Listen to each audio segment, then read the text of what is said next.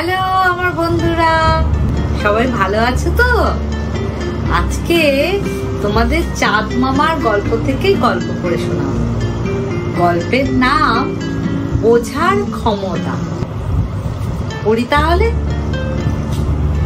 নন্দনপুরে মস্ত বড় এক ব্যবসাদার ছিল। তার নাম রত্নাকর। তার একটি মাত্র ছেলে ছিল, নাম অজিত সেন। কায়ঙ্গনগরে অন্য এক ধনী ছিল, তার মেয়ের নাম শিলাবতী।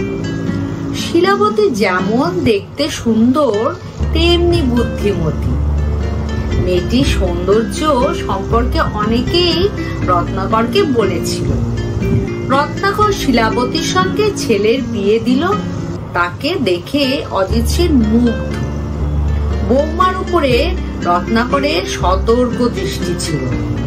একদিন মাঝরাত্রে শিলাবতী একটি খালি পাত্র নিয়ে বাড়ি থেকে বেরিয়ে গেল। অনেকক্ষণ পরে খালি হাতে ফিরল। এটা লক্ষ্য করে রত্নাকর ভাবল, বৌমা আমার সাহসী বটে, কিন্তু এই ধরনের ব্যাপার চলতে থাকলে একদিন না একদিন উভয় পরিবারের নামে লোকে চুনকালি দেবে। পরদিন সকালে রত্নাকর বলল, অজিত, বৌমাকে কয়েকদিনের জন্য বাপের বাড়িতে রেখে এসো। কেন? এখানে ওর কিসের অসুবিধা হচ্ছে? অজিত বলল, আমার ধারণা ওর বাপ মাকে দেখতে ইচ্ছে করছে, কিছুদিনের জন্য ও সেখানে যাক।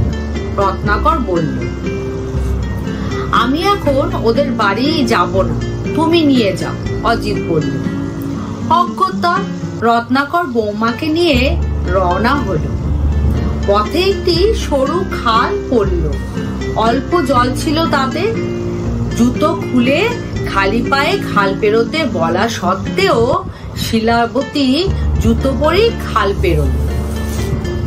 তার কথা না শোনায় রত্নাকরের রাগ হলো, তবে সে রাগ প্রকাশ করলো না। কিছু দূর যাওয়ার পর একটি ফসলে ভরা ক্ষেত পড়ল। তা দেখে রত্নাকর বলল, এত ফসল হয়েছে, এই ফসল বিক্রি করে ক্ষেতের মালিকের অনেক টাকা লাভ হবে। খেয়ে শেষ করে ফেললে লাভ হবে কি করে?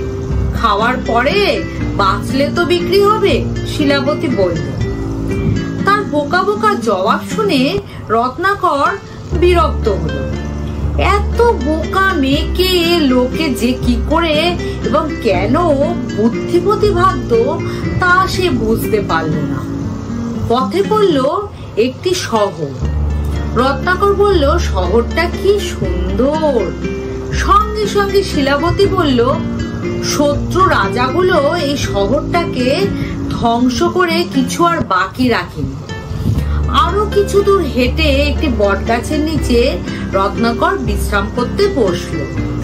একটু দূরে গিয়ে শিলাবতী বসলো অন্য জায়গায়। বিশ্রাম করতে করতে রত্নাকর আপন মনে বলল, এই ধরনের একটা মূর্খ পাজি মেয়েকে ছেলের সঙ্গে বিয়ে দিলাম। বড়দের সম্মান দিতেও জানে না। একে রেখে এলে ছেলের ঘাট থেকে ভূত নেমে যাবে। তারপর কিছুটা পথ গাড়িতে করে যেতে হলো। পথে একজনের বাড়িতে খেয়ে গাড়ির ওপরে বিশ্রাম করলো রত্নাকর, আর গাড়ির নিচে ছায়ায় বসে রইল শিলাবতী। গাছের ওপর বসে একটি কাক তারও স্বরে ডাকতে লাগলো। শিলাবতী কাককে বলল, তুমি অত ডাকছো কেন কাক?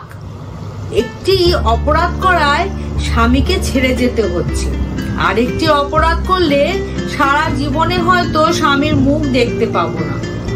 কাকের ডাক শুনে রত্নাকরের ঘুম ভেঙে গিয়েছিল। সে প্রশ্ন করল, কাককে তুমি কি কথা বলতে চাইছো? তোমার এসব কথার মানে কি? সুগন্ধ থাকার ফলেই মানুষ চন্দন গাছ কেটে ফেলে। আমার যেসব গুণ আছে তার মধ্যে একটি হলো পশু পাখির ভাষা আমি জানি।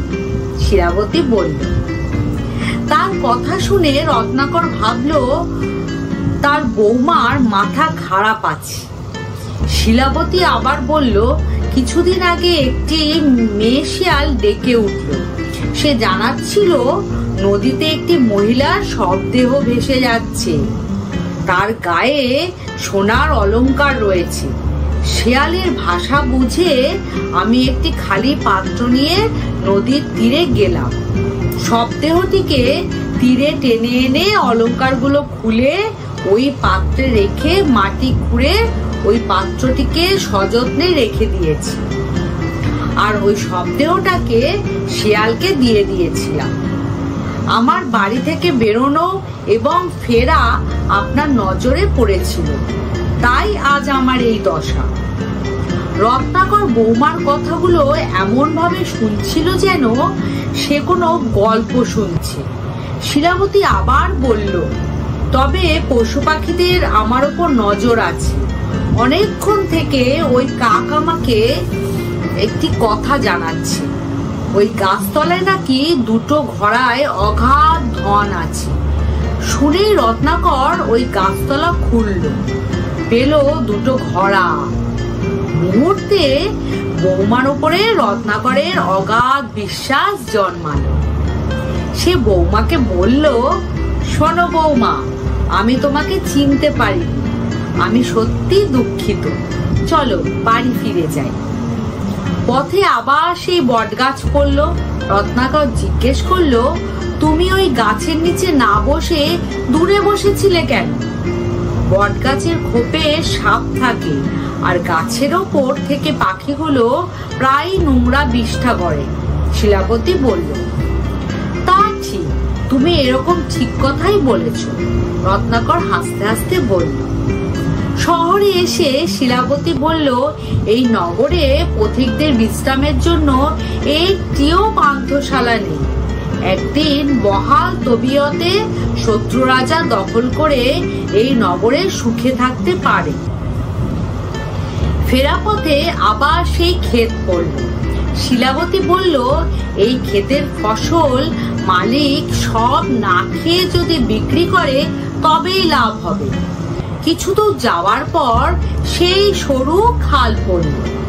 খালি পায়ে না পেরোনোর কারণ জিজ্ঞাসা করায় শিলাবতী বলল, জলে অনেক রকমের পোকা মাকড় থাকতে পারে, পাথরের টুকরোগুলো পায়ে গেঁথে যেতে পারে, তাই জুতো পরেই পার হওয়া ভালো। বউ ফিরে এসেছে দেখে অজিত খুশি হলো। বাড়ির সমস্ত চাবি রত্নাকর বৌমার হাতে দিয়ে দিল। বৌমার উপরে বাপের এই বিশ্বাস দেখে অজিত অবাক হলো। এই ঘটনার কিছুদিন পরে রাজা দেশে কজন বুদ্ধিমান আর বুদ্ধিমতী আছে তা পরীক্ষা করে নিতে চাইবে। অজিত বউকে সঙ্গে নিয়ে এই প্রতিযোগিতায় অংশগ্রহণ করতে গেল। বুদ্ধির পরীক্ষা দিতে যারা গিয়েছিল তাদের উদ্দেশ্যে রাজা প্রশ্ন করলেন, রাজাকে যদি কেউ লাথি মারে তাকে কি ধরনের শাস্তি দেওয়া উচিত?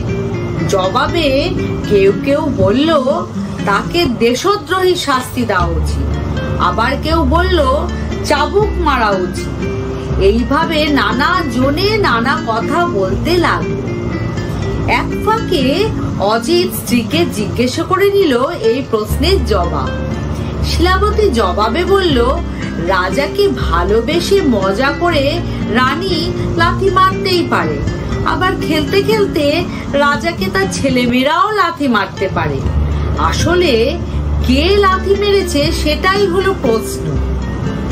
অজিত বলল, মহারাজ, রাজাকে যে লাথি মারে তার সঙ্গে রাজার সম্পর্ক আরো গভীর হওয়া উচিত। শুনে রাজা ঘোষণা করলেন, অজিত সেন দেশের সর্বশ্রেষ্ঠ বুদ্ধিমান। কিছুদিন পর অজিত সেন ওই দেশের মন্ত্রী হল। রাজার প্রত্যেকটি সমস্যার সমাধান স্ত্রীর সঙ্গে পরামর্শ করে মন্ত্রী হিসাবে অজিত সেনের খুব নাম হলো। ভালো লাগলো তো আজকের গল্প? তাহলে আজকে চলি। সবাই খেলাধুলা করবে, শরীর আর মন দুটোই ভালো থাকে। একটু পড়াশোনাও করতে হয়, সব জানা যায়, আর একে অন্যকে সম্মান করবে। টাটা।